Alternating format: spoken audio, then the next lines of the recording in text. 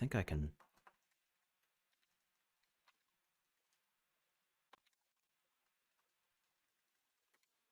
If I just go to the person's Twitter feed, I can then typo and screw it all up. Oh, it's not tracing. This is trace. Where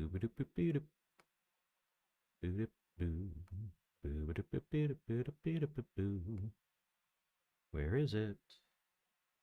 12 hours ago. Aha.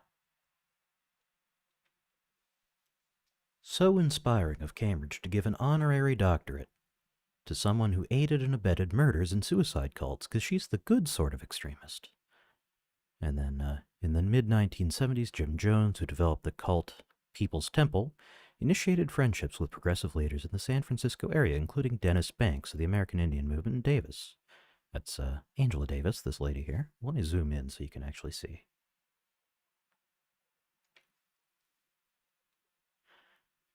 On September 10, 1977, 14 months before the temple's mass murder-suicide, Davis spoke via amateur radio telephone patch to members of the People's Temple who were living in Jonestown, Guyana.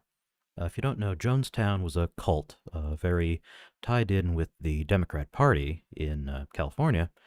And long story short, this guy was a communist. It was a communist pseudo-Christian cult that took a bunch of people to some land in Guyana, and then they killed them all. The leader, Jim Jones, made them famously drink poison Kool-Aid. And from then on, we referred to left-wing indoctrination as drinking the Kool-Aid. I feel like that term has kind of fallen out of use, which is a shame because it's a useful one. In her statement during the 6-day siege, that was, I think, when the international cops, went to their little compound in Guyana and tried to, rescue the kids and stuff, she expressed support for the People's Temple's anti-racism efforts. And she also told temple members that there was a conspiracy against them. She said, "When you are attacked, it is because of your progressive stand. And we feel that it is directly an attack against us as well." On February 28, 1978, Davis wrote to President Jimmy Carter, asking him not to assist in efforts to retrieve a child from Jonestown. Her letter called Jones a humanitarian in the broadest sense of the word. Yep. So yeah, they're celebrating Angela Davis. And Mr. Tracing Woodgrains says, "My most right-wing stance is that every one of these institutions is morally rotten, and that the mainstream consensus deserves no deference or respect so long as it treats people like Davis as heroes." Like, honestly, people are mad at Trump for going after higher ed, and I'm mad at everyone for not going after higher ed enough. They keep research around as a hostage puppy while they lavish honors on all their pet commies, rotten to the core. And yeah, Columbia paid it's funny, I brought up Columbia the other day in the last JC2 stream. Columbia agreed to pay a $2 million fine for racial discrimination and supporting anti-Semitism to the Trump administration, which is cool. I wish he had done more. I'm not sure $200 million is that much to these people. That's a decent chunk of change. Every single top-tier institution in academia is complicit in this. Every one of them has turned either a blind eye or actively supported it. The rot runs to the root, and there is no excuse. Like, look, I'm basically a lib. I like libs. I hang out with libs, etc., etc. I get the whole Trump is going after our institutions instinct. But as long as you guys keep treating commies as well-meaning allies and moral exemplars, people will try to figure out who won't do that. If mainstream liberals had ever had 1/10 the anger for their most respected institutions giving honors to someone who supported every communist evil under the sun that they have for someone like me chatting with assorted right-wing ne'er-do-wells, we wouldn't be in this mess. Polite society isn't. Our institutions do not deserve our trust. Generations of gatekeepers have failed the most basic moral tests around because they go weak in the knees every time someone frames themselves as fighting oppression. Every one of them is complicit. It's funny when you let your racism show. And this is what people do, of course. Oh, you hate seeing honors lavished on people rubbing shoulders with Jim Jones and the Soviet Union and every communist evil under the sun? It's because they're black, isn't it? Also, like, you know, I don't, I'm not the, you know, I don't get to dictate these things, but, I don't know.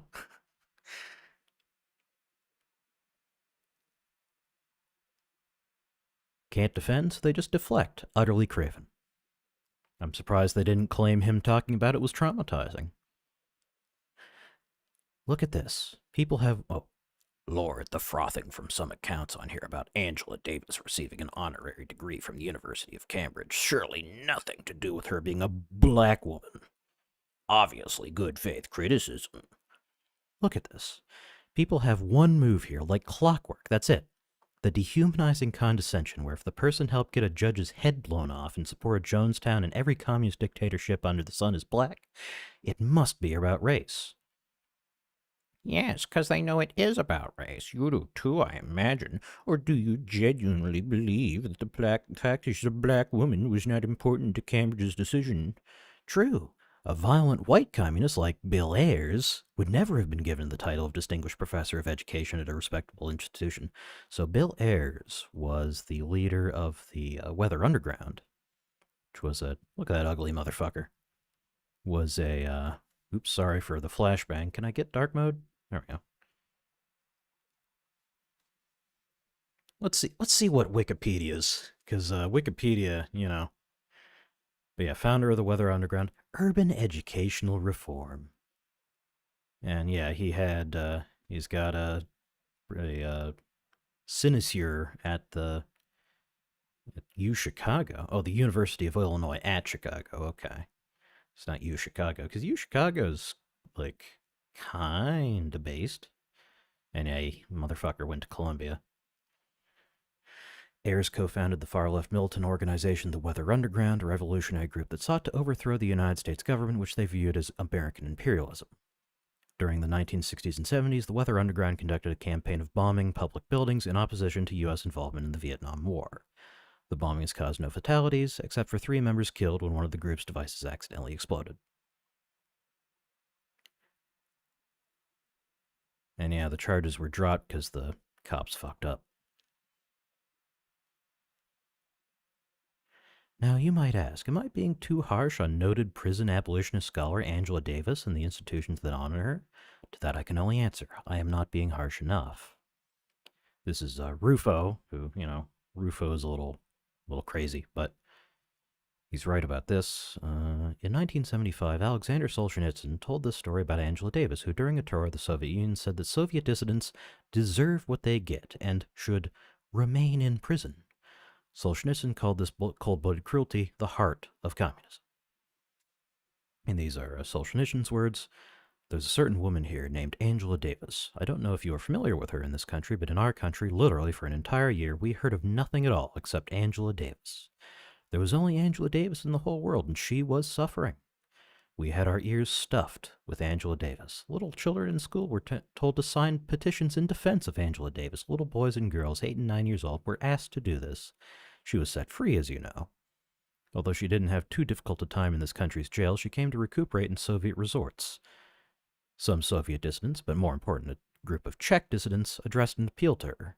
Comrade Davis, you were in prison. You know how unpleasant it is to sit in prison, especially when you consider yourself innocent. You have such great authority now. Could you help our Czech prisoners? Could you stand up for those people in Czechoslovakia who are being persecuted by the state? Angela Davis answered, they deserve what they get. Let them remain in prison. That is the face of communism. That is the heart of communism for you. See, they're all about standing up for the oppressed until the oppressed disagree with them about anything at all. So yeah, I think that's about all the material I had for tonight. I wanted to maybe go for another hour. Maybe we could pull up a game. Do some gaming. Fuck it. Let's pull up Void War. Let me just start up Steam. It'll take a minute for me to fire it up. There we go.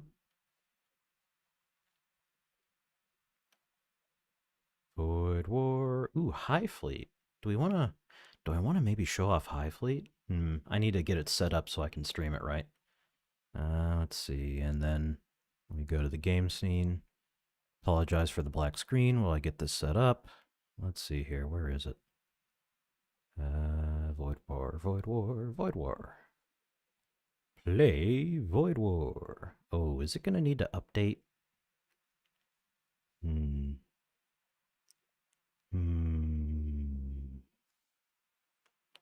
Set category, Void War. It's starting. If you'll just hold on with me for a moment while we get the Void War started. What is it doing? It's... here we go. Okay, screen capture, open selector, Windows, Void War. So this is mostly a test of this new encoder setup that I'm experimenting with. Should I admit this? I guess I'm not contracted, so I guess it's okay.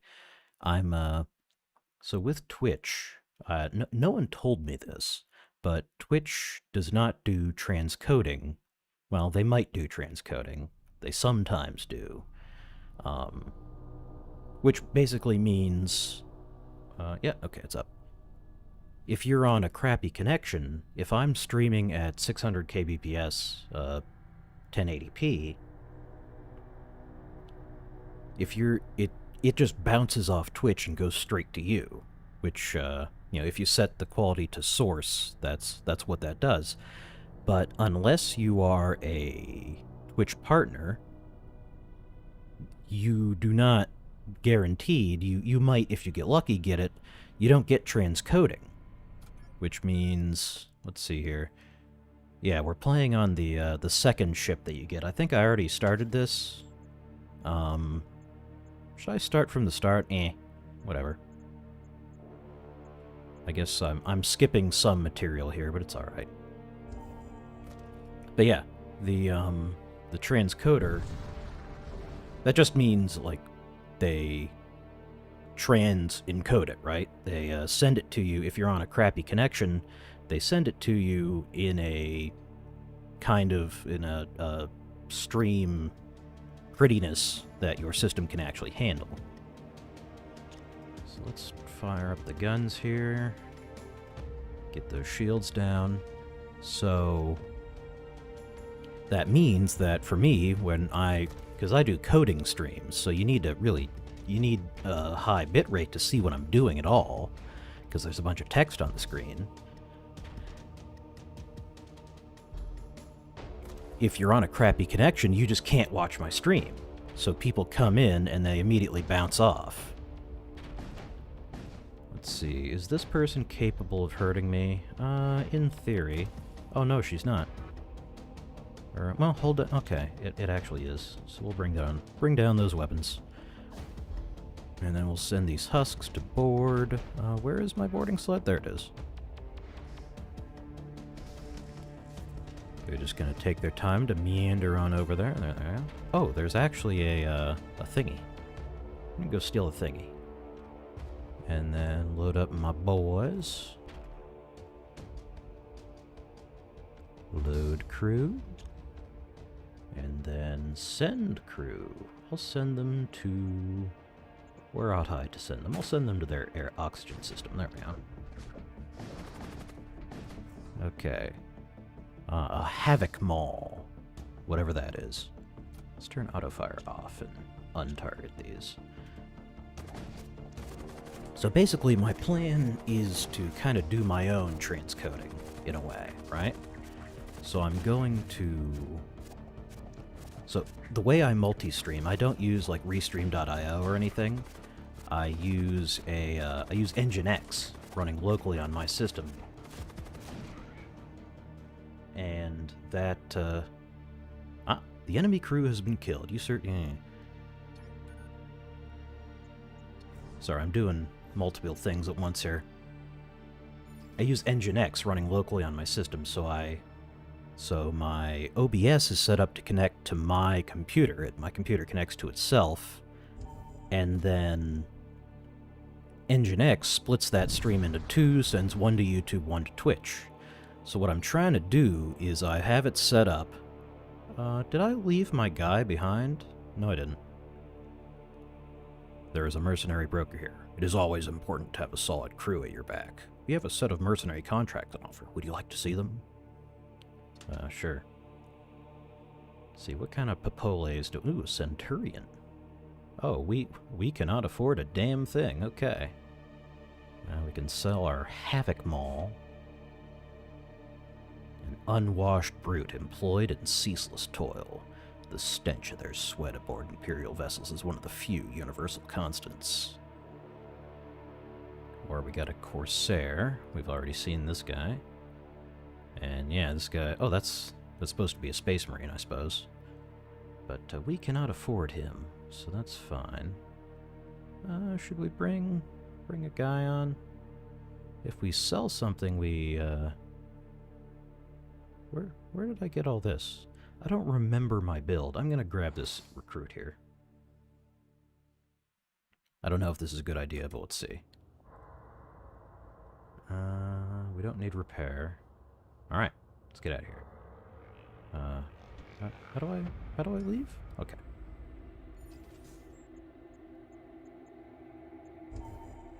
Let's see, where was I going with this? Oh, long story short, I'm sending a lower quality video stream to...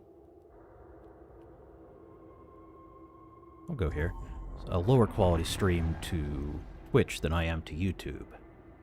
Which you're not supposed to admit because Twitch, in their contracts, they don't want you to have a worse experience on Twitch. I mean, it makes sense. They don't want you using Twitch to bring people to your YouTube, right? They want it to have an equal experience on both platforms, which I can respect. Your ship emerges within the boundaries of an Imperial vassal sector. While ostensibly one of the more civilized regions of space, the fall of the God King has thrown large swaths of Imperial society into disarray. Uh-oh, my voice is crapping out on me. Uh-oh. Why is the new guy in my chair? Get the fuck out of there. What's wrong with you? Why are you guys hanging out in the husk machine? Get at it. Get out of there. What's wrong with you people? Okay. But yeah, and then YouTube, because I guess Google just has better technology. You know, fucking Twitch, only that their technology is like from the early 2000s, not the mid, like the late 2000s, yeah. It's fucking 2025 and they don't accept AV1. They don't even accept like HVC. Like, I know AV1 is relatively new, but it's a mature technology. You encounter an Imperial vessel. Judging by the scorch marks on its hull, it appears to have taken some damage. Before you can further assess the situation, the vessel arms its weapons and starts firing at you. Let's see here. What are they armed with? Beam and bolt. Okay. I would like to take my macro disruptor for a spin. But their weapons are actually threatening, so I don't think I'll do that this time. Let's fire on. There we go. Wait for the husk bay to manufacture some husks. Husks. So, yeah, so Google will accept whatever the hell you throw at it. They'll accept AV1. So if I do a YouTube-only stream, which there's no real reason to ever do that, but if I ever do a YouTube-only stream, why are these fuckers dodging every shot? Maybe I should be firing at their engines then. Cripes. If I ever do a YouTube-only stream... Hey! What the fuck? Okay, I'm gonna go over there and kick the pilot's ass. There we go.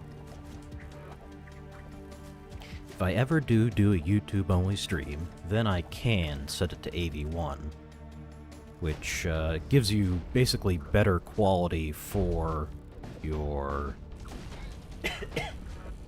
for the same bitrate. Oh, actually, I don't even need to shoot. I can just kick this guy's ass. Oh, he's going into the engine room. No. You get back here. Get back here. Fucking slaves, get back here. But yeah, YouTube offers transcoding to everybody because, you know, it's YouTube. They have the infrastructure. The infrastructure advantage. And apparently, I only found out about this today because I was doing research on encoding and stuff. Apparently, Twitch has been... Your cartographic data indicates the presence of an Imperial munitions depot.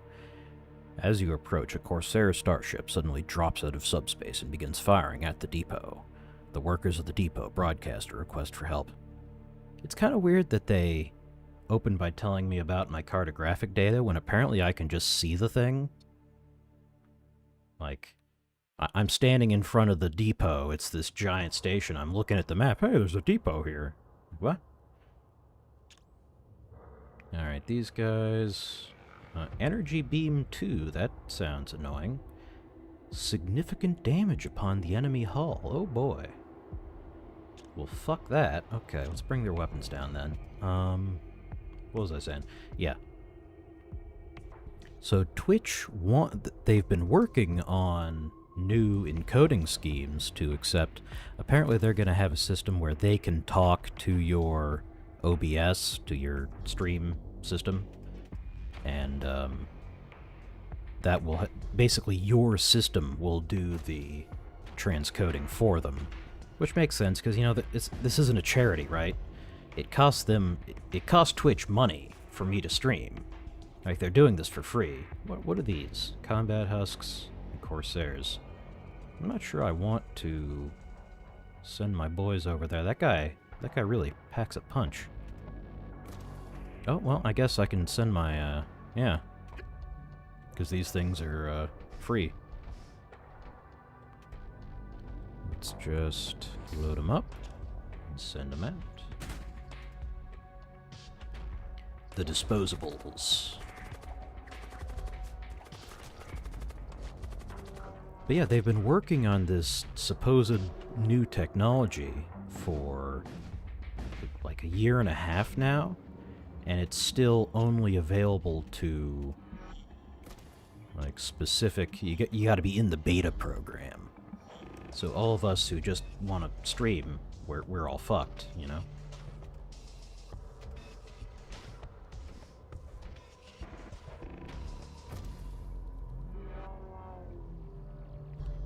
It's kind of sad to see these companies that really defined their spheres of operation, like Netflix and Twitch. You know, they invented a lot of technologies that make streaming video on the internet possible, and they just kinda went to shit.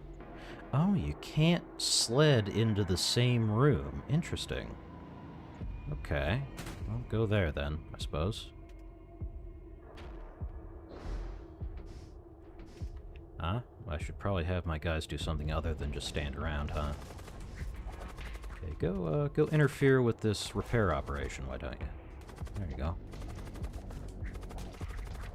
And yeah, they just immediately get splattered. Whatever. Actually, I think they spent their entire time pounding on the door and they didn't even accomplish anything. Oh well. Doesn't matter now.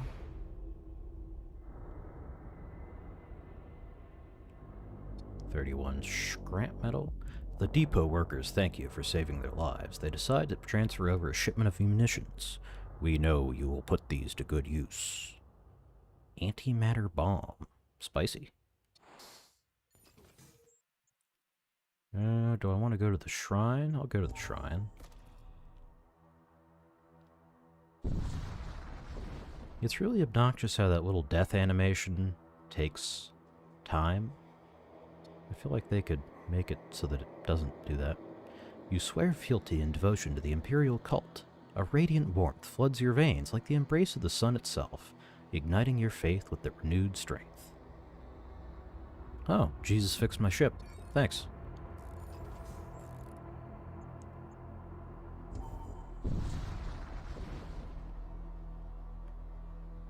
A civilian trading fleet greets you as you exit real space. One of their ships approaches you, offering to do business.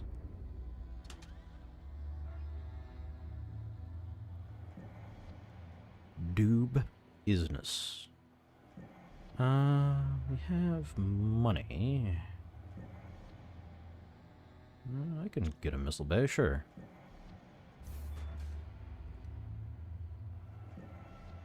Let's see. Can I stack hardened casings? Maybe I should have... I'll sell my Storm Cannon 1. I can. Interesting. Okay. Launch bays can load enemy crew. That's hilarious. All right. Warp.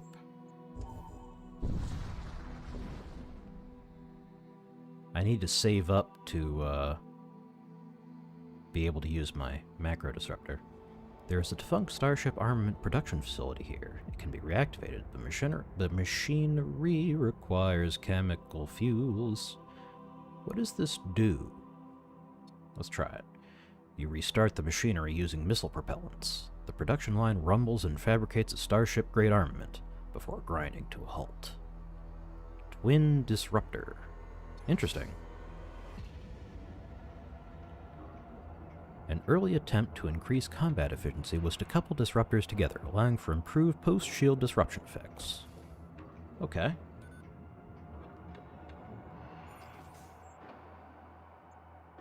Let's see here. We'll go to the shipyard, sure.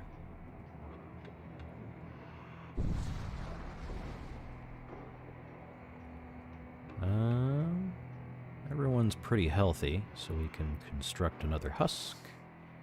This is a perma-husk. Yeah. We'll just throw that guy in the engine bay there. I mean, don't throw him in, but have him work at the console.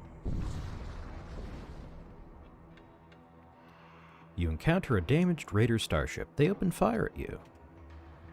Oh, it sounds like they got some fire of their own.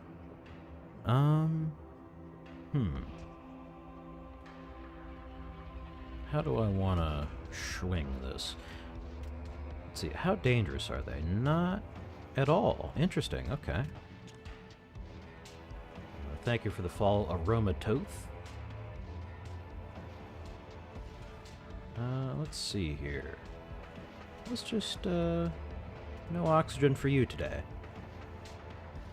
Let's help them put out that fire. There we go. Ah, this thing takes all fucking day to fire up, huh? Okay.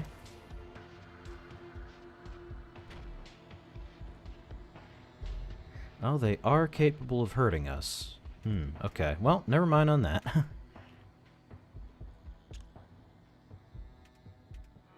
Alright, we'll use our little wimpy disruptor and we'll disrupt their shields.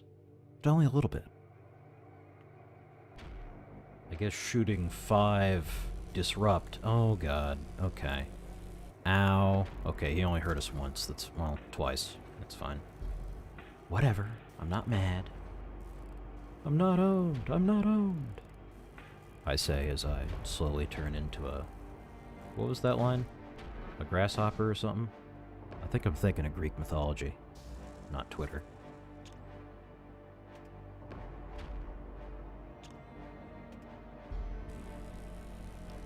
Knock that off. God damn it.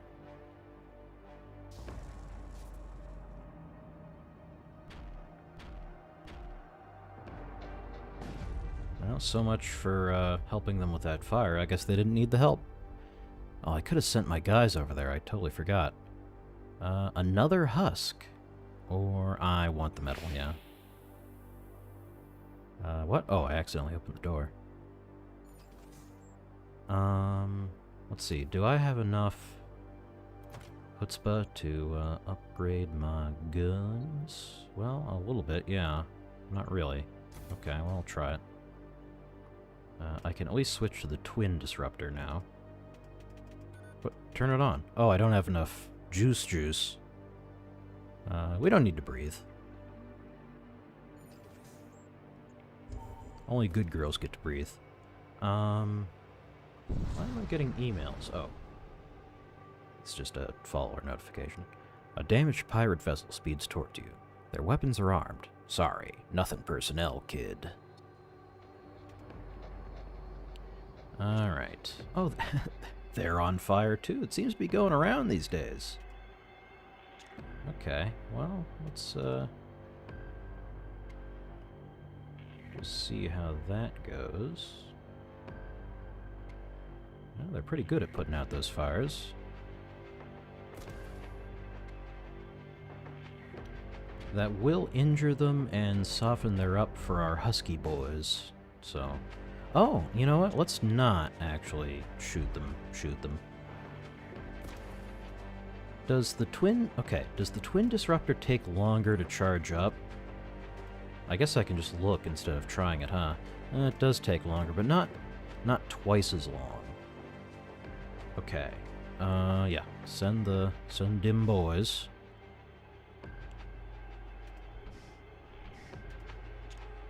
I should probably be hosing down their weapons rather than their shields, huh?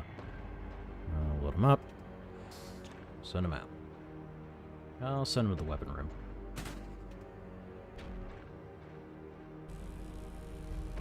Damn it. Ow. Knock that off. There we go. Easy peasy. Okay, let's turn the oxygen on now. There we go. And, there we go. Now we don't have to do that anymore. We should probably get some more shielding, too. There we go. Let's wait to fix things before we go. Are these scrub husks any good at fixing things? Optimized for time-sensitive applications of labor, their rapid maturation results in an inability to survive the stress of subspace translations.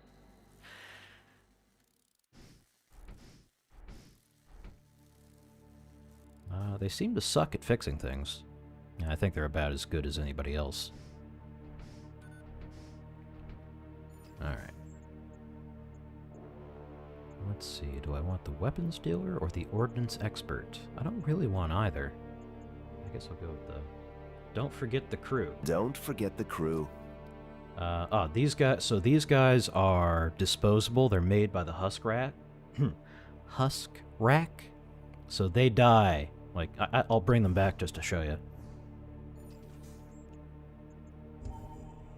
Like, they die every time I warp. They're just temporary. But welcome to the stream, Aromatoth. Sensors have detected a war cult vessel ferrying supplies. Rather than fleeing, it turns to engage you. Ah, there's goodies on board. Those are mine now. Thank you. What are... skeletons? Oh my god. These guys these guys seem pretty wimpy. I think I could probably just handle all this personally, honestly. I won't, though.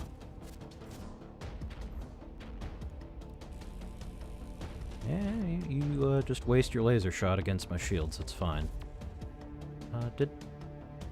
What? Why did that... Did I aim it at their air? Am I stupid? I may be stupid. Oh, he stunned me. What the hell?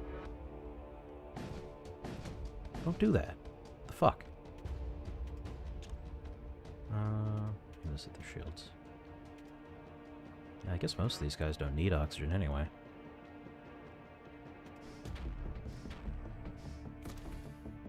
The boner boys don't need any oxygen. Load them up. This game is awesome. Yeah, it's pretty cool. One of my regulars, he's not here tonight, but one of my regulars always complains every time I play it that it's a clone of FTL, but, you know. I mean, FTL came out a billion years ago. Not a billion, like 10. More than 10, isn't it? When did FTL come out? Let me just look it up. How long ago did FTL faster than Light, come out. Okay, the internet's being slow. Oh, it is 10. Oh, it was 10 years ago in 2022. So 12 years and 10 months. Yeah. See, I feel like, you know,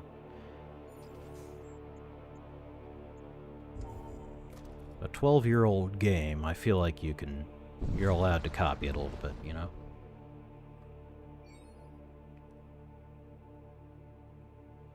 An enemy vessel emerges on your flank and opens fire. I thirst for souls.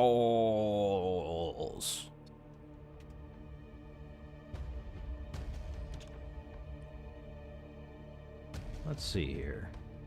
He's a foot bro. He thirsts for souls. You get it? Because souls? Yeah.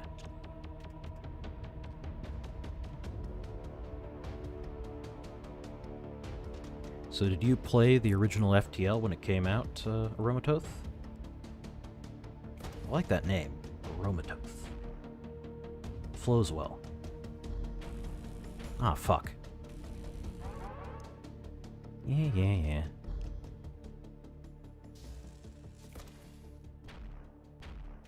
Okay, I'll load up my Husky boys. I should probably be hitting their weapons.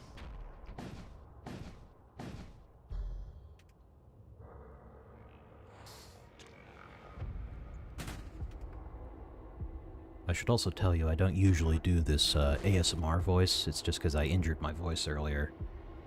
Your sensors detect an energy surge. Oh, they're just trying to run away. Well, that's fine. They can run away if they want.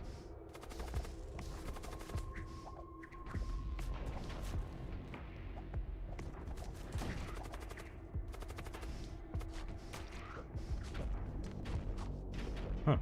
They're just letting us beat up their engines. Yeah, now shit's on fire. Now what are you gonna do?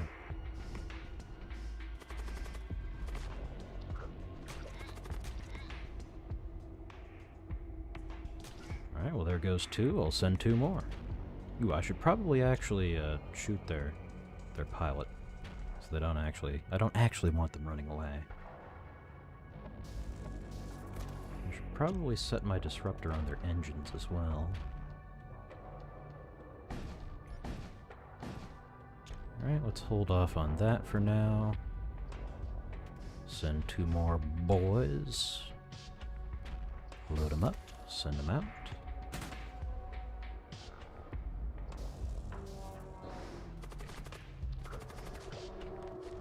Gun them down. Blood golem.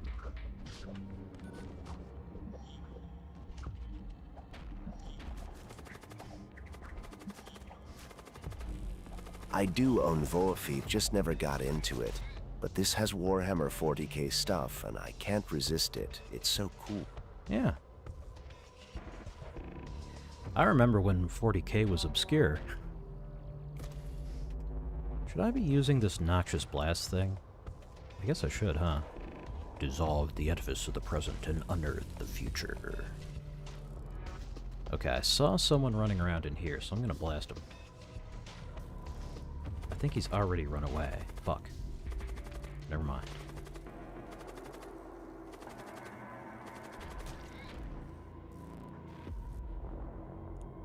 The enemy crew has been killed. You search through the remains and find a few useful items. Well, I read the generic text. You should probably skip over that kind of text, huh?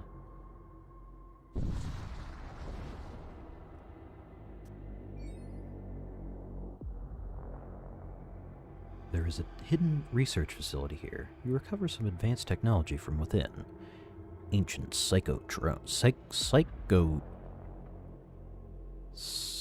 citronome, like a metronome, okay. Applies 5 to 22 damage to all enemy crew at the start of every fight. Well, that sounds cool. You consider your new module. A relic of forgotten origin releases an intense psychic shockwave capable of obliterating lesser minds outright. Install. Ooh, I should actually give people the equipment, huh?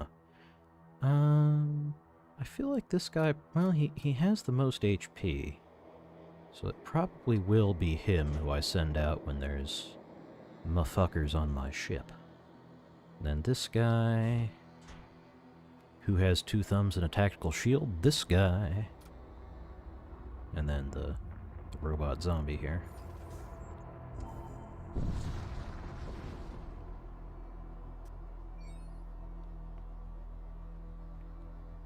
You approach the Stargate.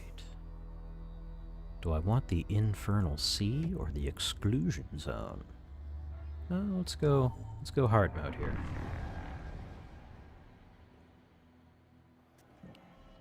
You arrive on the outskirts of an exclusion zone, a region of space demarcated by Imperial astrogation authorities as areas containing subspace anomalies of magnitudes greater than a blah blah blah blah fucking blah. It reminds me of what Feral Historian was saying about how it seems like 40K has replaced Star Trek as the default sci-fi setting. I wonder if we have time to pull up that video before we have to wrap up for tonight. The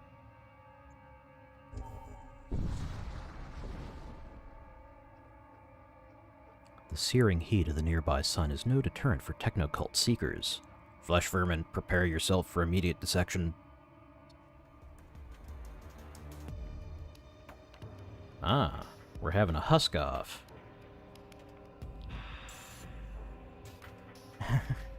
And then my... oh god. We just fried his brain. We sent him cursed memes through the psychosphere. I'll just warp over there and kick this guy's ass. Oh, I should probably actually use my gun, huh?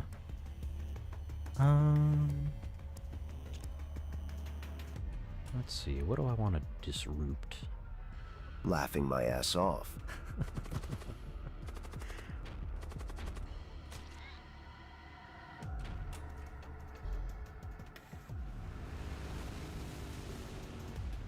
Alright, let me get back into my chair.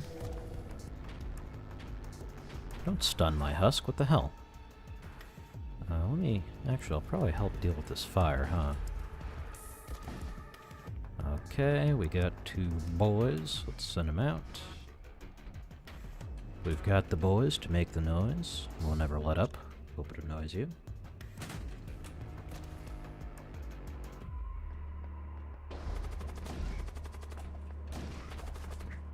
There we go. Let me de-target my storm thingy. Storm Cannon 2.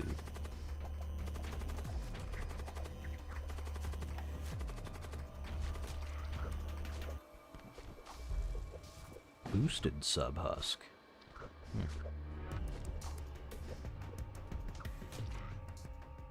There we go. You collect what you can from the remains. Well, we already have an antimatter bomb, so I probably don't want that. Ritual materials to summon an enchanted sword, the product of hallowed rituals performed by Imperial priests.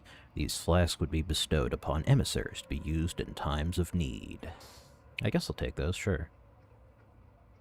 I'll take a magic sword, sure. Oh, I should probably use some of my scrap, huh?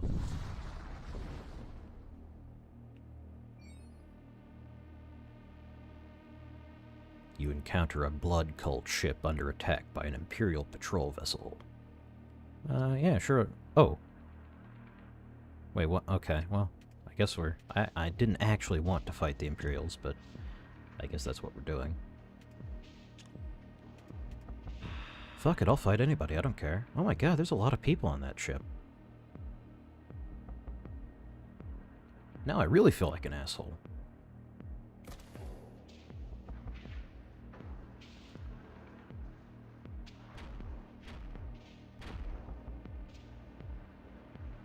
I like how the subhusks get names. This guy's gonna live for like half a minute, but we gave him a name. So these things are made out of corpses. No, okay, it says rapid maturation, so they must be grown. That makes sense. Load them up. Send them out. Maybe we'll send them to the shield room. It doesn't really matter that much.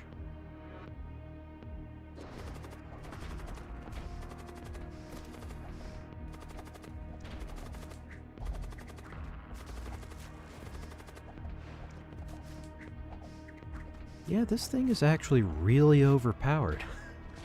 This is a really good build.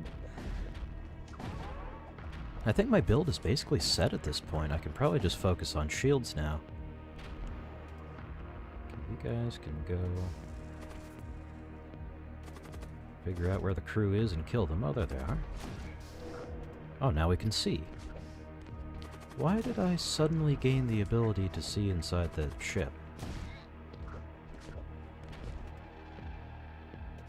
Oh yeah, this is a really good build. Dang. Borderline OP. Can you stop running around? I wish there was a button to like, just, hey, chase this guy. That's the one really critical quality of life feature. 68 scrap metal. Ooh, and fleshy reagents. 9 fleshlings. Okay. So... ritual materials... How do I use these? Do I just give them to my guy? Or do I have to... No, don't forget your power. I guess I just give them to my guy. Summon... Oh, is the enchanted sword temporary? It must be. Yeah, it must be. Okay, let's get out of here.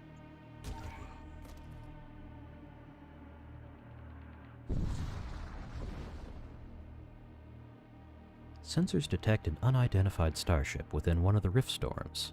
As you approach it, the storm seems to thin out, and soon you see an old, derelict starship. You might almost call it some kind of space Hulk? No, you can't say that. Then you notice the large congregation of otherworldly monstrosities upon the hull. Upon? Really? They seem to be engaged in an obscene ritual. Hot! Let's watch. You quietly continue to observe the gathering. Soon, more of the otherworldly beings materialize upon your ship. One of them dances grotesquely. He's just thrusting at me, before gesturing at you with a flaming sword. Oh, he wants to dance. Okay, let's dance. Hold on. Can I find this video? Let's see. Oh, I don't remember the name of the video. Crud. Alright, never mind. Sorry. Alright, well, let me use my shitter reagent. Oh, what? What? Oh, it just appears on the floor? What? Hey! Oh, okay. Oh.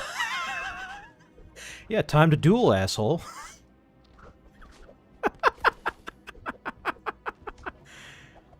Wait. Expires between jumps. So can I just jump away and he just dies? That's hilarious. I assume I don't get the reward if I jump away and he dies. I like how we're doing this in the cockpit. Like, can we go to a different room and do this? No? Okay. Well, let me read this. In the realm of darkest shadows, a fiend of wretched visage arose, born from the abyss's cruel embrace. A countless symphony of forms, a monster ever-changing, it reveled in the chaos it sowed, terrorizing realms of gods and men. Yeah, and then it warped into my cockpit, and I stabbed it to death. You best the creature, and looking around realize that your monstrous guests are nowhere to be found. The derelict ship is gone. Shipped? What am I, King Harkinian? And what remains this rift storm around you is dissipating into a few wisps of gust and das. Okay. Oh, I got 183 scrap. No, not you. There. More shields, more juice, more gun. There we go. Oops. That was the wrong button.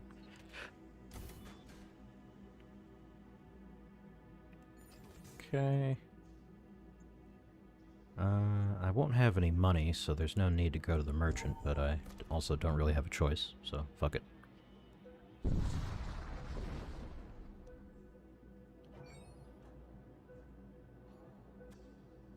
A strange Okay, it might be time to wrap up here. A strange starship is visible ahead. Dark energy streams off its ports as it bears down towards you with infernal speed. There's a hound and a skellboner. You deal with that boner. Now, let's see here. No, there's not a whole lot going on over there. There's just some doggies. Oh, what do they got for guns? That's pretty scary. Okay.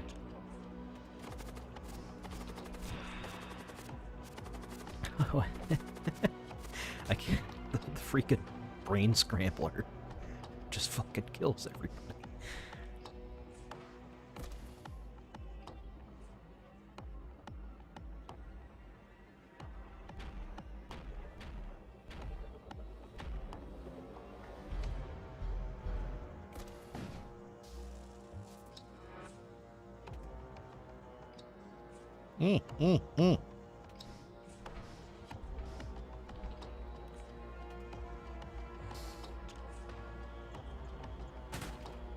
Alright.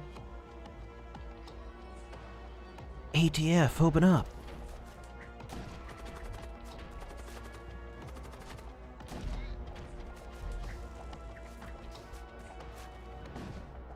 Damn it. Stop shooting me. Oh, okay, that doesn't kill it. I don't know. It's really annoying how they made this game be built around... Go into that room. Oh, he can't. Alright.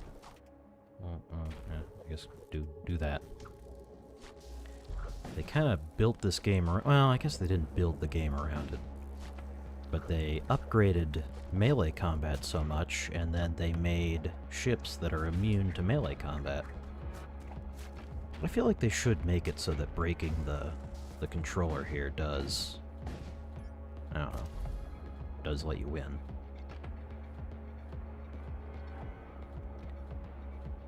Because now we just gotta sit here and wait. Well, why are my shields... Oh, I never actually juiced up my shields. I'm a fucking dumbass.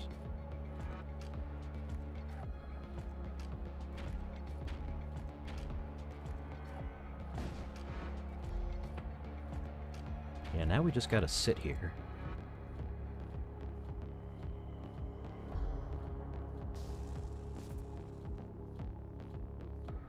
I guess we could send these two guys over to fuck with them. Why not? It's free. They can't really go anywhere.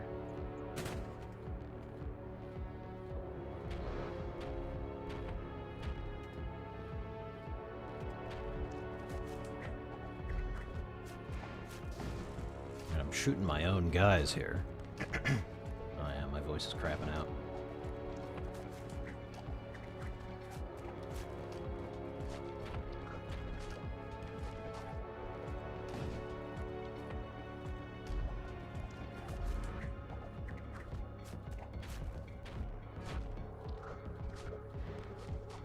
Damn it.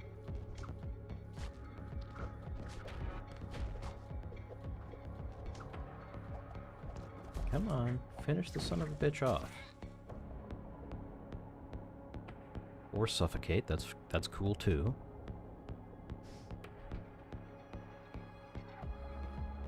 Come on, there we go.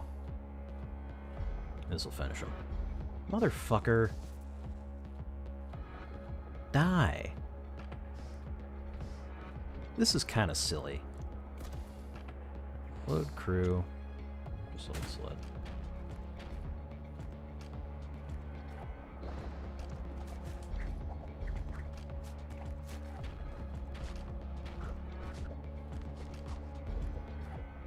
There we go. Okay, I'm gonna have to call it here because I can't talk any longer. But I hope you all enjoyed the stream. Do we think we have time to maybe pull up that video I mentioned? Let's just see. I think it's a pretty long one, is the thing. I don't want to just go around stealing people's content from my stream either, you know? But I guess I can pull it up. It's relevant. Let's see. Feral Historian. Let's see. Which was the one where he talks about 40K? Oh, it's 24 minutes long. The Tau don't have souls, not like we do. I like the Tau, or rather, I think they're one of the more interesting factions in Warhammer. Yeah, we'll just watch We're this the and good then guys. we'll Join call our it for tonight. enlightened We'll just, empire, or we'll destroy you, is just so relatable. In many ways, they're a mirror of the Imperium of Man, not in a simplistic Imperium bad Tau good way, but rather different strategies for broadly similar goals. Both regimes require total victory with an end goal of unrivaled galactic dominance. The Tau just ask if you want to give up first and save everyone the trouble of fisticuffs, probably because they aren't worth a damn in melee.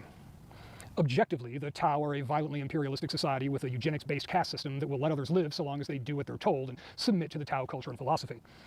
Drop the Tau into Star Trek instead of 40K and you have the big bad for an entire series. I'm not condemning the Tau for this. I can't blame them for doing what is necessary to ensure the survival of their species and the dominance of their culture. Just as their destroying those who don't submit isn't driven by malice, their willingness to assimilate rather than exterminate alien species is a tactic, not enlightened altruism. It's notable that both the Tau and the Imperium have a default approach to other powers. The Imperium defaults to kill all Xenos, which, let's face it, is exactly the right approach in some cases. Tyranids, for example. But it creates unnecessary problems in many other cases. The Tau, on the other hand, try to subvert through trade and negotiations. Sometimes it's a good approach. Sometimes they try it with orcs or chaos demons. Organizationally, the Tau are divided into 5 castes, 5 subspecies really, with the not at all pompous ethereals being the ruling caste, sort of shamans and administrators in one. What they say, the Tau do, without hesitation, as perhaps most bluntly depicted in the book Farsight: Crisis of Faith. Now, take the bonding knife out of its sheath. Wordlessly she did so. The metal blade slid from its housing with a soft hiss. Something burned behind her eyes, in her throat, in her guts, making it hard to think. Now kill yourself. Wellclaim reversed the knife in her hands and stabbed herself in the chest as hard as she could, burying the knife up to the hilt in her own heart. Eyes wide, she gasped out a welling glut of blood, toppled over, and spasmed her last. Well, that seems like a There's waste. something fishy here. In fact, the entire history of the Tau is a bit suspect. The short version is they were discovered by the Imperium around 6,000 years ago. At the time, they were primitive screwheads stabbing things with sharpened rocks, and the survey team made a notation to exterminate them as a matter of course. Seeding ships were dispatched to begin the colonization of Tau, but before they arrived, freak warp storms of unimaginable fury engulfed them, and despite the presence of highly skilled navigators and captains, every vessel in the colony fleet was lost, and many whispered that this was a sign that the planet was cursed.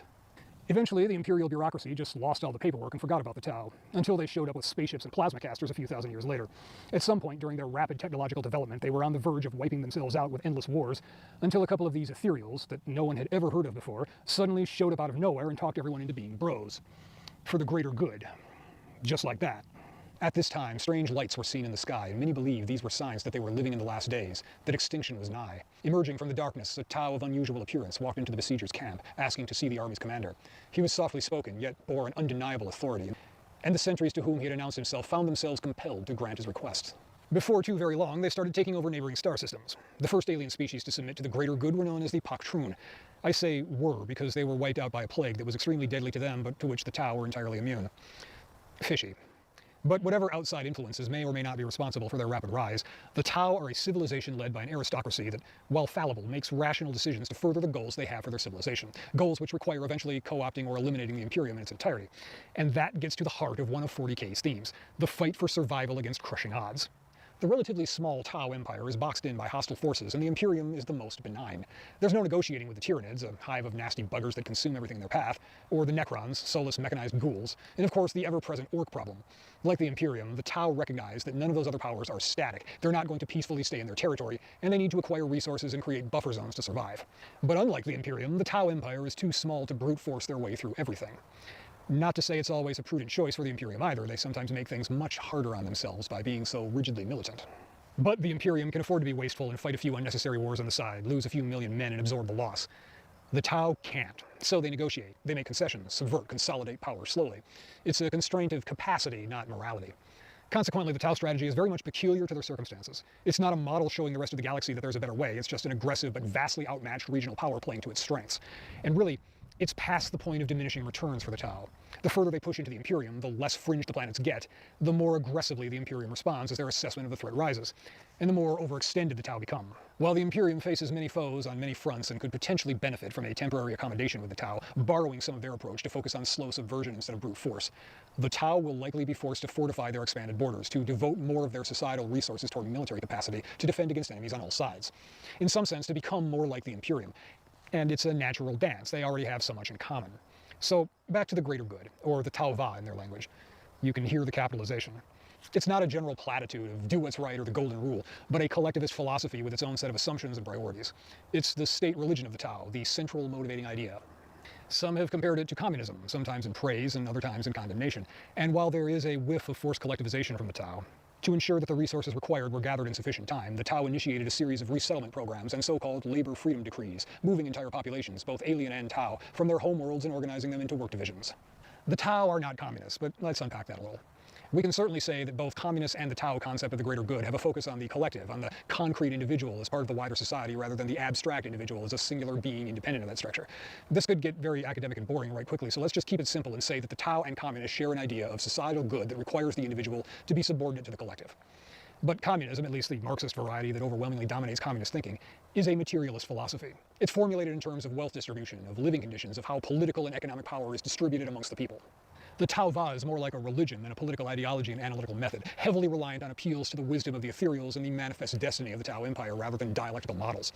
However, like communism, it is a faith rooted in the material rather than the spiritual. The ethereals don't claim their authority from a supreme being. It's a philosophy of the physical world, just one based on somewhat subjective value judgments of whether something serves the greater good, rather than any pretense of being scientific or having a solid deterministic model. Now, I'm certainly not the first to notice that Marxism has a lot in common with eschatological religious movements. The corrupt, broken world of capitalism will collapse under its own abuses or be swept away by the revolution. In either case, an apocalyptic event in both the modern popular understanding of destructive and in terms of revealing truths. After which we dispense with the exploitive hierarchies of the old world and welcome the workers' paradise, a secular materialist kingdom of heaven. That's not what the Tau are about. Their faith, the Tau Va, is not a transitional thing. The ethereals will not wither away, and the earth caste will not seize the means of production and usher in a new age. You are the means of production. Get back to work for the greater good. As the ethereals, the governing high priest determine it. Which is not all that dissimilar from the faith built around the emperor and the broad idea of mankind. Both civilizations function on a model of aristocratic authoritarianism built around unquestionable religious doctrine. The Tau even mirror the emperor, physically dead on his throne, with an ongoing ruse involving AI and holograms to hide the fact that one of their greatest and most revered ethereals has been dead for years, holding up an idol as a source of legitimacy. On Va is already dead, slain by an imperial assassin.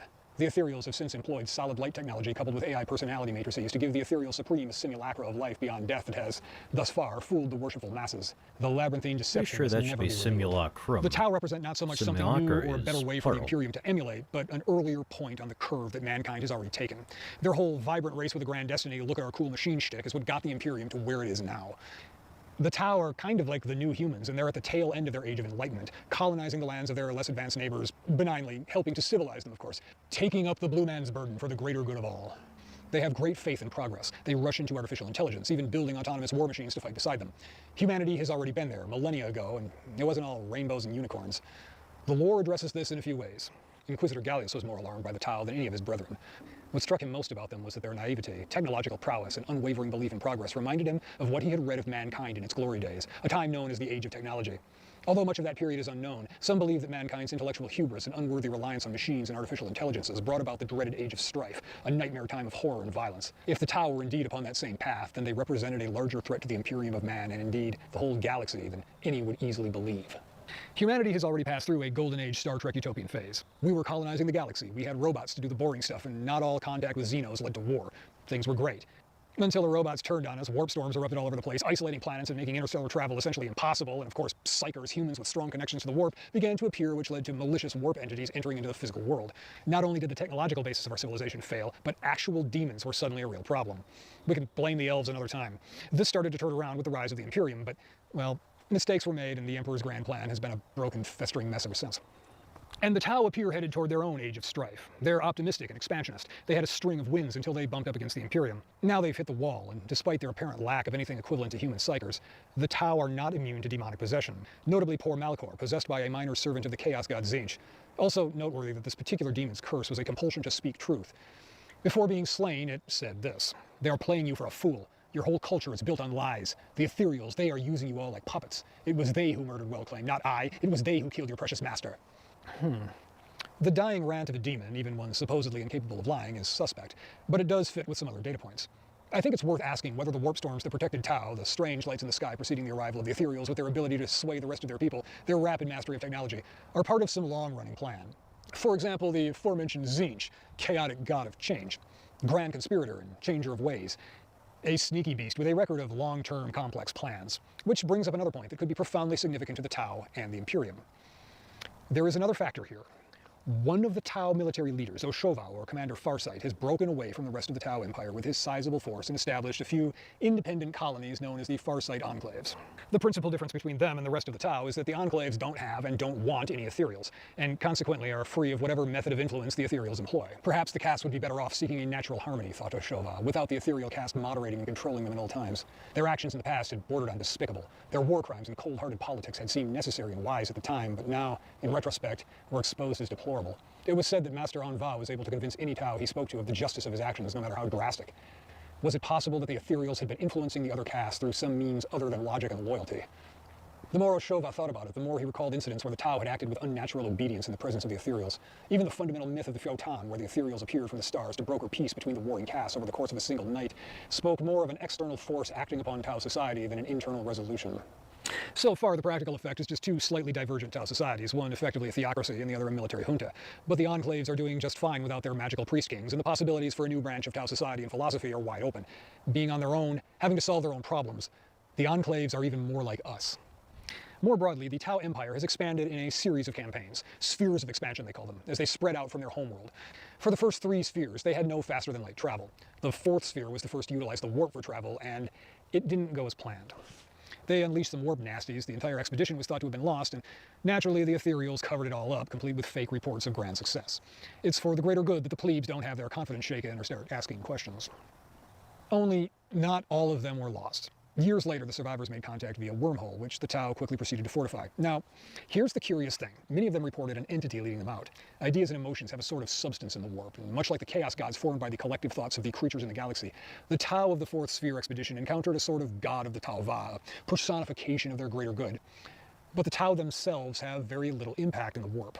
These Tau know nothing of nameless doubt, of existential fear, or the hideous reflections that even the meekest human souls can cast into the hell dimension of the warp. They are not a psychically active race, or if they are so weak that even I find it difficult to read their empiric presence. What blessed ignorance that must be, to live unthreatened by one's own rapacious shadow. The Tau don't have souls, not like we do. And so they believe that it was the non-Tau vassal races that created this entity. The god of the Tau faith is not of the Tau.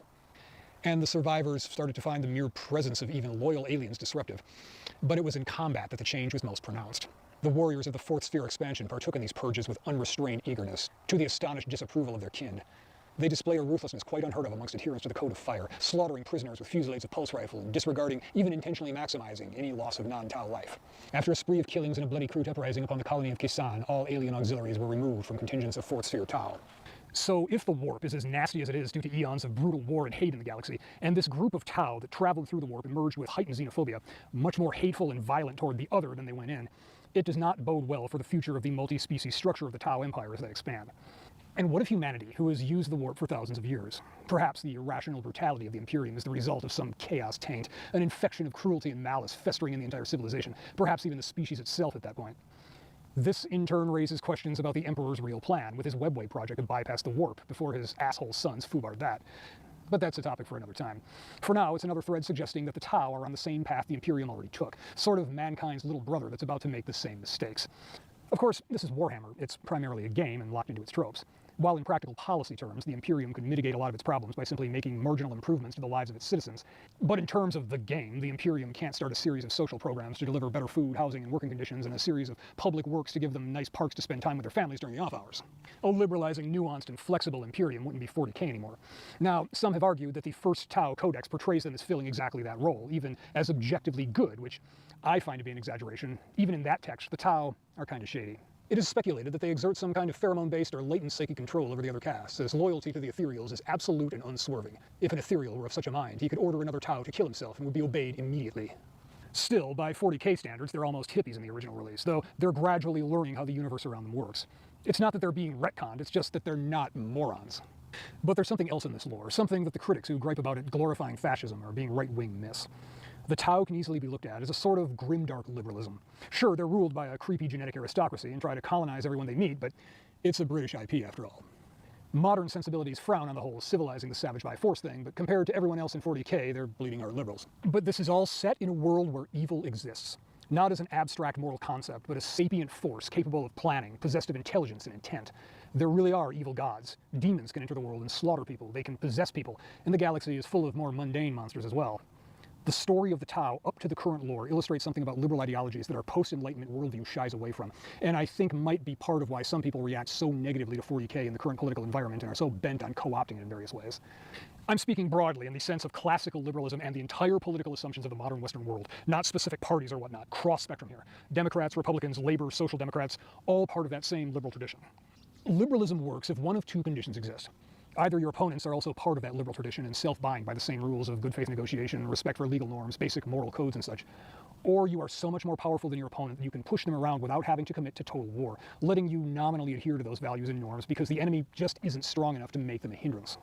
As soon as the fight escalates to a war for survival against an enemy that doesn't care about being perceived as reasonable or the good guy, being judged by the press or posterity or any other earthly power, only destroying you, being a good liberal gets you killed. The Imperium has been in that state for thousands of years. If they turn into social democrats and try to make accommodations, they all die horribly. Demons. Actual hell for all practical purposes. The much younger, more isolated, and more naive Tau have just reached that point of realization. It's going to change them. The fourth sphere Tau, being so much more brutal and hostile toward the alien, is a great metaphor for that breakdown because it's not just them. It's not that they'll just choose to be assholes. Just like the Imperium, they're reacting to external conditions and experience. They're reflecting the universe they live in. Despite the weak Tau souls that shine dimly in the warp, they're enmeshed in a universe that has become twisted and cruel throughout eons of horrific wars and weird sadistic elf shenanigans. They have to fight to survive, but the act of engaging in that fight fuels that evil in a vicious cycle. And the lore works precisely because there's no faction that stands above as a shining beacon of virtue. It isn't some platitude about how just being the better person and taking the high road solves the problem and all these civilizations that have been trying to slaughter each other for millennia are just belligerent idiots. Instead, it says, look, it took a long time to fuck things up this badly, and it's going to take a long time to fix it, but none of this matters right now because we have to deal with those orcs at the gate. Everything you do to fight off the things that are trying to kill you today feeds the thing that'll be trying to kill you 1,000 years from now. Of course, that does open the slim possibility that the Tau, with their minimal impact on the warp, if they wiped out everyone else and just chilled for 1,000,000 years or so, maybe the worst of the malicious energy would dissipate and the warp would be a less horrific force. Perhaps the Ethereals have already gamed out a long-term plan to slaughter their way to the greater good. So maybe they're a little like communists. All right. That isn't the video where he mentioned the thing that I wanted to... Oh, is this the video? Is this him? Oh, that's him. At first glance, Warhammer 40,000 Okay, is easy we'll to watch dismiss this one as a too, puree sure. of the works of Herbert, Tolkien, and Lovecraft spread over a crumbled mix of classical myth and thin historical allegory. And yet it's had a strong fan base for decades and is gaining in popularity, becoming more mainstream as it evolves from the setting described in the first edition rulebook to the sprawling lore of today. Warhammer is often labeled as satire. Games Workshop, the jealously litigious owner of the IP, has described it as such themselves. But it isn't satire, at least not entirely. Certainly there are satirical elements. The orcs retain much of their soccer hooligan roots, and the preponderance of purity seals applied to seemingly every piece of Space Marine equipment, all shrouded in exacting pseudo-religious rites, can be read as a rather amusing take on the regulatory and licensing systems of the modern world. Much of government does seem like ritualized arcane bullshit. Might as well be cyborgs in robes swinging decanters while they drone on about procedures they can't actually explain. The difference between the flowchart script used by the company help desk to walk you through tech issues and the rote following of sacred rites by the Adeptus Mechanicus is really just a matter of presentation. AdMech doesn't know how anything really works either. There's satire in Warhammer, but it's resonating for something else, something more basic. And if you've ever spoken to your car or computer, come on, just start, then you have prayed to its machine spirit and are halfway to accepting the Omnissiah. But Warhammer doesn't tell us that in the grim dark future there is only maintenance and bureaucracy. It's a story about war, unending universal war. And it's gained a lot of traction and grown into a story, a body of literary work in its own right, especially over the last 20-some years. Part of it, I suspect, is that the last quarter century has been a bit Warhammer. It began with 9/11 and the hyper-vigilant posture toward terrorists supposedly lurking in the shadows and the related forever wars, but it's seeped into everything. We keep getting new hyped-up things to be alarmed about. Terrorists, COVID, the horrifying existential threat posed by whichever political party you didn't vote for. Always a dire threat that we must be vigilant against lest it destroy us. But trying to keep vigilance in the red year after year is rather tedious and exhausting, and so there are always thralls of chaos to keep things stirred up. The Imperium is strangely familiar. It really is beset on all sides by existential threats and horrors. Humanity is surrounded by Xenos hordes trying to exterminate us, Heresy can bring ruin to entire worlds, and the only thing holding it all at bay is rigid authority and faith and duty to the Emperor, the carcass of long past better days propped up in a big chair. It's not satirizing the world we live in so much as just reflecting what we've been told about it for a quarter century. Now, I know someone out there is saying that's what satire is, but not quite. Satire is deliberate, going for comedy or just ad absurdum to make a point. Warhammer is beyond that now. Its lore has taken on a life of its own, more about telling its own story than spoofing ours. It reflects our world all on its own, just by nature of what it is rather than as commentary. At the most basic core of the story, the Imperium is responding as rationally as it can to the conditions it exists within. Not to mention that we've reached a point where Warhammer lore makes more sense than our actual political discourse. I can see how a story about people in a seemingly hopeless fight choosing to fight anyway, instead of sinking into black-pilled nihilism, has appeal these days, particularly among those in early adulthood that have been handed a somewhat undercooked deal. Let's look at demographics. A quick glance at the traffic to warhammercommunity.com gives us a big picture that is consistent with other market reports I've seen for Games Workshop. However this may break down between tournament players, casual gamers, and people that just like painting Space Marines and reading the lore, Nearly 28. there's one That's thing crazy. we can take from this. About 75% of current Warhammer fans were either young kids or not yet born on 9/11 and the start of the GWOT Patriot Act, we have to check for bombs in your shoe era that begat a bunch of other nonsense. As an early stage crotchety old man, I can tell you that it wasn't always like this. And the Imperium's war isn't a World War II style grand crusade against tyranny battling a villainous horde that can be defeated in the field. And of course, as always, kill Hitler. It's against ideas, against corruption, against chaos. Like a war on terror, those things can't be defeated, only held back for another day. And the Imperium of Man is well past its prime. It's been sinking for 10,000 years, and it doesn't know how to do anything other than what it's been doing that whole time. It's a fundamentally broken system, but all the other options are worse.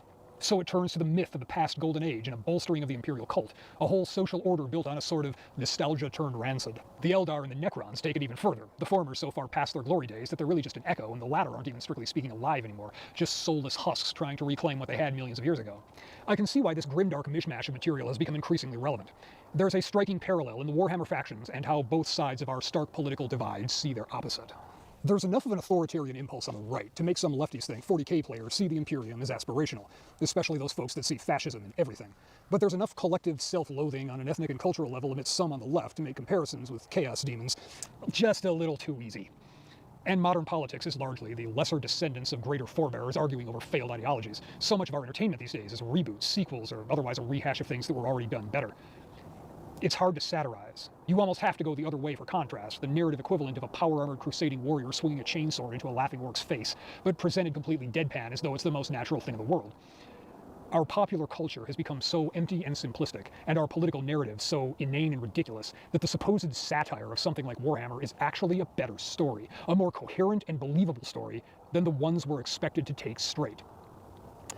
And yet, underneath the bombastic surface, there's some rather thoughtful allegory in the Imperium and its war. Navigating through the dangerous void of the warp depends on the Astronomicon, a psychic beacon maintained by the soul of the Emperor, the collective soul or the idea of mankind, in a sense. It's why that whole Golden Throne thing is so important. And in order to maintain it, the throne needs sacrifices in the form of psychers, people with a psychic connection to the warp, the Immaterium. Very roughly, the spirit world in less Warhammer terms. 1,000 a day, consumed to maintain the beacon and hold the Imperium together. And psychers are dangerous. They can easily become a conduit for demonic entities, and entire worlds have been lost that way. But they are also the future of mankind, as indicated in statements throughout the vast body of published lore. For example, this from the book Resurrection. The seeds of transcendence are growing in humanity, and in this place and time the universe is aligning to see them flower. There will be others. The storms of judgment, the dreams of terror, the prayers of the desperate, they are like ripples in water, ripples that are merging, ripples that will become a wave to drown all. Or the 6th edition core book. Mankind stands on the verge of an evolutionary change tens of thousands of years in the making, if humanity can survive the trauma of change in an age. It goes on to describe the Emperor as guardian of humanity and protector of its metamorphosis. And this idea isn't lore creep, it's core to the Warhammer universe, going all the way back to the 1st edition, to which mankind will evolve, a more powerful, more intelligent, and more capable life form. Now, of course, we could take the easy way out and say that, well, this is all just imperial propaganda to prop up the whole thing, and it doesn't mean anything, but then that ignores that, well, psychers exist, something is happening. It's probably more sensible to accept that, like all wars, requires sacrificing some of the future to meet the needs of the day. Whether feeding psychers into the Golden Throne or sending young conscripts to the front, indebting future generations to buy weapons today, it's burning the future of the society in order to keep it alive. Psychers being both the future and a danger reflects our own world. After all, it's young men that commit the majority of violent crime, but also bear the brunt of fighting wars as well as doing most of the manual labor that allows society to function. Point being that, yes, Warhammer is not the most original or subtle bit of fiction, but these are not original or subtle times, and like our own world, it often looks both bleak and bombastic. But look a little deeper, and it's not without hope. Whether humanity's gradual and rocky ascension to something higher, Noctilith and the possibilities it offers of restraining the warp, even the Emperor's Webway project, while bollocksed up by some rash actions and ill temper all around, is perhaps salvageable in concept. It's not a war that can be won on the battlefield, but perhaps battlefield victories can buy enough time to win in another way. It's a hard fight ahead, but not a futile one, which I think is a worthwhile idea. On the other hand, there are the orcs who are just happy to be here, so good on them, I guess. When everything in the universe is trying to kill you, then perhaps trying to kill it all first is not a totally unreasonable course of action, lest it destroy us.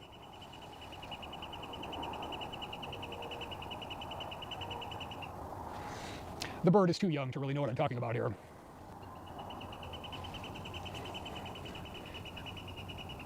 But the young ones always think they know everything, don't they?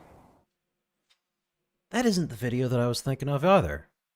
Well, in any case, I think I've relied on other people's content enough for tonight. So while I would love to sit and entertain you further, my voice is completely wrecked. So I'm going to send let's see, there's no one on YouTube. So I'm going to send the Twitch folks over to the Bagman, if he's still, let me just check that he's still actually live.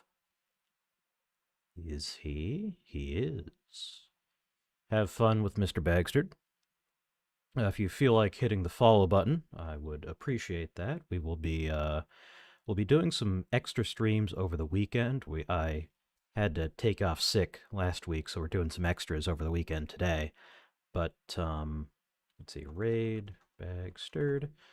But on Mondays we play Marathon, which is a game from the mid-90s. It's not really a boomer shooter. It's kind of before that, honestly. But it's a lot of fun. It's a story-based game. It's basically a sci-fi novel wrapped in a shooter. And then on the day after that, I don't have the days of the week memorized. I have brain damage. I apologize. But the day after that, we play strategy games, currently Jagged Alliance 2. And then after that, we usually do either way. I'm glad you came out. Thank you for coming out. And I will see you all next time. Have fun with the Bagman. Goodbye.